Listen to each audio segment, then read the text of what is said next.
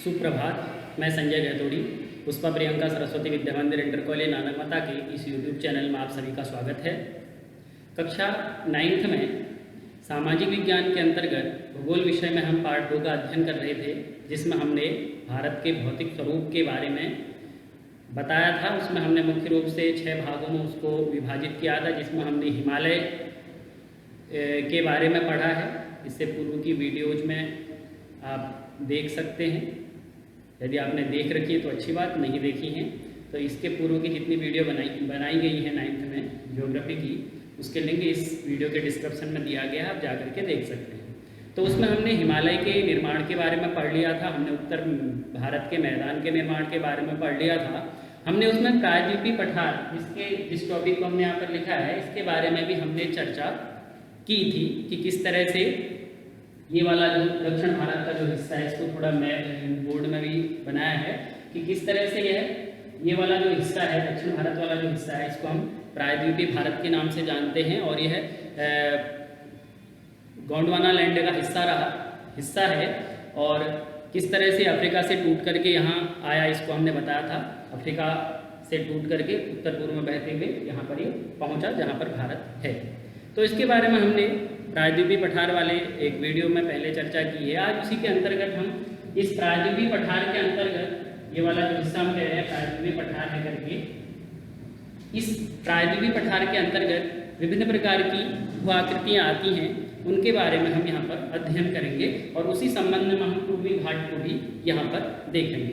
तो ये हमने बना रखा है दक्षिण भारत वाला जो हिस्सा आप देख रहे हैं, इसी को प्रायद्वीपीय भारत भी कहते हैं। प्रायद्वीप का अर्थ क्या हो गया, आपने पूर्व पढ़ा हो गया। प्रायद्वीप का अर्थ हो गया जिसके ऐसा भूभाग जिसके 3 ओर समुद्र हो। तो ये भारत का मैप है, आप ये देख पा रहे होंगे, इसको और बेहतर ढंग से आप इसमें समझ सकते हैं।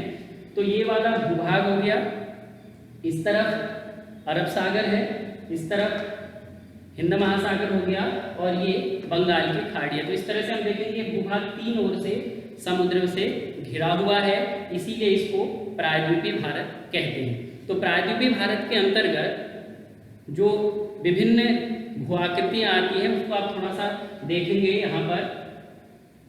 तो मालवा का पठार, ये वाला हिस्सा हो गया, मालवा का पठार के अंतर्गत आता है ये उत्तर में। इस तरह उत्तर पूर्व की बात करें तो ये छोटा नागपुर का पठार आ गया, ये छोटा नागपुर पठार आ गया। यहाँ से इसी का एक हिस्सा है, ये राजमहल की पहाड़ियाँ कहते हैं, इसी का हिस्सा है ये वाला शिलांग पठार, जिसमें मेघालय में जो शिलांग पठार है, इसमें गारो, खासी, जयंती आदि पहाड़ियाँ हैं, वह इसी प्रायद्वीपीय भारत का हिस्सा है। यहाँ पर फिर दक्षिण की तरफ आते हैं तो ये दक्कन ट्रैप आपने सुना होगा, दक्कन का पठार आपने सुना होगा। तो ये वाला जो हिस्सा हो गया ये दक्कन का पठार हो गया, ये दक्कन का पठार हो गया, यही इसी का एक भाग है। दंडकारण्य, कभी आपने नाम सुना होगा, दंडकारण्य का पठार, ये वाला हिस्सा हो गया। और ये जो ये समुद्र तट है, इसके साथ साथ एक पर्वत श्रृंखला जिसको पूर्वी घाट पर्वत कहते हैं, ये पश्चिमी तट के साथ साथ एक पर्वत श्रृंखला आती है जिसको पश्चिमी घाट पर्वत श्रृंखला कहते हैं। इनके बारे में हम अभी विस्तृत, पूर्वी घाट और पश्चिमी घाट के बारे में भी हम विस्तृत यहाँ पर चर्चा करेंगे। तो अब मुख्य रूप से जो हमने कहा यहाँ पर, ये और प्रायद्वीपीय पठार के अंतर्गत क्या है, मालवा का पठार जिसको मध्य उच्च भूमि का पठार भी कहते हैं, मालवा का पठार, छोटा नागपुर का पठार और दक्कन का पठार, इनकी स्थितियाँ आप यहाँ पर समझ लेंगे मैप में कहाँ कहाँ पर हैं करके। ठीक हो गया। अब हम आते हैं, जो हम टॉपिक ले रहे हैं पूर्वी घाट पर्वत श्रृंखला। अब पूर्वी घाट पर्वत श्रृंखला आप यहाँ भी देख सकते हैं, यहाँ पर पूरा मैप बना हुआ है। इसको थोड़ा सा यहाँ पर दक्षिण वाला हिस्सा जिसका हम अध्ययन कर रहे हैं प्रायद्वीपीय भारत का, तो यहाँ पर हमने उसको बनाया है। तो पूर्वी घाट पर्वत श्रृंखला के बारे में हम यहाँ पर पढ़ेंगे। तो पूर्वी घाट पर्वत श्रृंखला क्या है, जब प्रायद्वीपीय भारत का जो मूल हिस्सा अफ्रीका से टूट करके यहाँ पर आया तो यहाँ पर वह स्थित हो गया। तो ये जो समुद्र हो गया, इधर समुद्र हो गया, ये समुद्र के साथ साथ तट हो गया समुद्र का। तो इस तट के सहारे सहारे एक पर्वत श्रृंखला है जिसको हम कहते हैं पूर्वी घाट पर्वत श्रृंखला। इस तट के सहारे सहारे इसको हम कहेंगे, ये आप देख पा रहे होंगे, ये पूर्वी घाट पर्वत श्रृंखला हो गई। यहाँ से उड़ीसा से हम ऐसे ऐसे आएंगे, उड़ीसा से लेकर के, ये उड़ीसा राज्य हो गया, उड़ीसा से लेकर के यहाँ पर तमिलनाडु तक ये जो पर्वत श्रृंखला आएगी इसको कहते हैं पूर्वी घाट पर्वत श्रृंखला। ऐसे इधर को पश्चिमी घाट पर्वत श्रृंखला हो जाएगी। तो ये पूर्वी घाट पर्वत श्रृंखला है, ये किसके सहारे सहारे, समुद्र तट के सहारे। यहाँ को समुद्र है, ये तट रेखा है, इसके सहारे सहारे पूर्वी घाट पर्वत है। तो ये पूर्वी घाट पर्वत श्रृंखला ये हो गई। इस तरफ को क्या है, समतल होगा, पठारी भाग हो गया यहाँ को, और यहाँ को जो है ये तटीय मैदान हो गया। इसका अगला टॉपिक आएगा तटीय मैदान के बारे में, तब हम उसको देख लेंगे। तो पूर्वी घाट पर्वत श्रृंखला उड़ीसा से लेकर के तमिलनाडु तक एक श्रृंखला है। पूर्व में पूर्वी घाट किस तरह से हम कहते हैं, ये दक्षिण का हिस्सा हो गया, दक्षिण भारत का हिस्सा हो गया। दक्षिण दिशा में, दक्षिण भारत में पूर्व दिशा की ओर जो पर्वत श्रृंखला है उसको कहते हैं पूर्वी घाट पर्वत श्रृंखला, और इसका विस्तार इस तरह से है।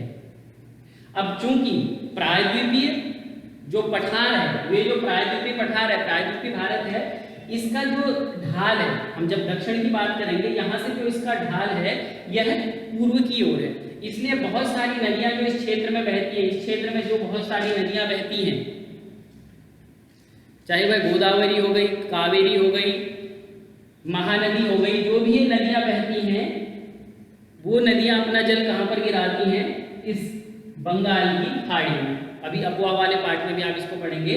तो बंगाल की खाड़ी में वह अपना जल गिराती हैं। तो नदी जब समुद्र की ओर बढ़ती है तो क्या करती है, अपने साथ साथ मिट्टी इत्यादि भी बहा करके लाती है, मिट्टी को काटते हुए आगे वह चलती है। तो ये जो पूर्वी घाट है यह सतत नहीं है, अर्थात एक पूरी एक श्रृंखला सी बनी हुई नहीं है। इस श्रृंखला में क्या है, बीच बीच में टूट फूट है, सतत श्रृंखला नहीं है। इसमें बीच बीच में टूट फूट है। टूट फूट किस लिए है, क्योंकि जो नदियां आई अपने साथ वह पानी लेकर के आई, मिट्टी इत्यादि लेकर के आई, और उन्होंने जो ये श्रृंखला इसको काट छांट दिया है। इसलिए जो पूर्वी घाट ये जो पर्वत श्रृंखला है इसको नदियों ने काट छांट दिया है। यह पूरी एक सतत पर्वत श्रृंखला नहीं है, इसमें काट छांट हुआ है, क्योंकि बहुत सारी जो नदियां हैं वह बंगाल की खाड़ी में अपना जल गिराती हैं, जिसके फलस्वरूप यहाँ पर डेल्टा का निर्माण हुआ है। तो ये पूर्वी घाट पर्वत श्रृंखला हो गई। तो इसमें विस्तार इसका इस तरह से हम देखेंगे पूर्वी घाट पर्वत श्रृंखला का। यहाँ पर पहाड़ियाँ जो पाई जाती हैं, पहाड़ जो पाए जाते हैं, पर्वत जो पाए जाते हैं, उनकी औसत ऊंचाई जो है वह 600 मीटर है। मतलब बहुत ज़्यादा ऊंचे यहाँ पर पहाड़ नहीं पाए जाते हैं। पठारी भूभाग है, इसमें जो पर्वत श्रृंखलाएँ पाई जाती हैं उनकी औसत ऊंचाई 600 मीटर होगी। जबकि हमने जब हिमालय के बारे में पढ़ा था तो हिमालय में हमने ये पढ़ा था कि जो हिमालय की पर्वत श्रृंखलाएं हैं उनकी औसत ऊंचाई जो होती है वह 6000 मीटर होती है। जबकि पूर्वी घाट पर्वत श्रृंखला में जो पहाड़ियाँ पाई जाती हैं उनकी औसत ऊंचाई जो है 600 मीटर है। आपने कई बार टीवी में देखा होगा, आप अगर टीवी में देखते हैं तो वहाँ पर कई बार फिल्मों में भी दक्षिण भारत के बारे में जब दिखाया जाता है, वहाँ की पठारी भूमि को आपने देखा होगा, समतल भूभाग भी देखा होगा आपने उसमें, और पर्वत शिखर भी देखे होंगे। वो बहुत ऊंचे नहीं होते हैं, उनकी औसत ऊंचाई जो होती है वह 600 मीटर होती है। और पूर्वी घाट पर्वत श्रृंखला में सबसे जो ऊंची पर्वत चोटी है वह है महेंद्रगिरी। पूर्वी घाट पर्वत श्रृंखला की सबसे ऊंची चोटी है महेंद्रगिरी, जिसकी ऊंचाई है 1500 मीटर। सबसे अधिक ऊंची चोटी वह है पूर्वी घाट में। अब अभी हम पश्चिमी घाट के बारे में पढ़ेंगे। तो पश्चिमी घाट इसकी तुलना में, पश्चिमी घाट की जो पर्वत श्रृंखलाएं होंगी वह पूर्वी घाट पर्वत श्रृंखला की तुलना में उसकी ऊंचाई कुछ ज़्यादा होगी। तो इस तरह से ये पूर्वी घाट के बारे में हमने यहाँ पर अध्ययन कर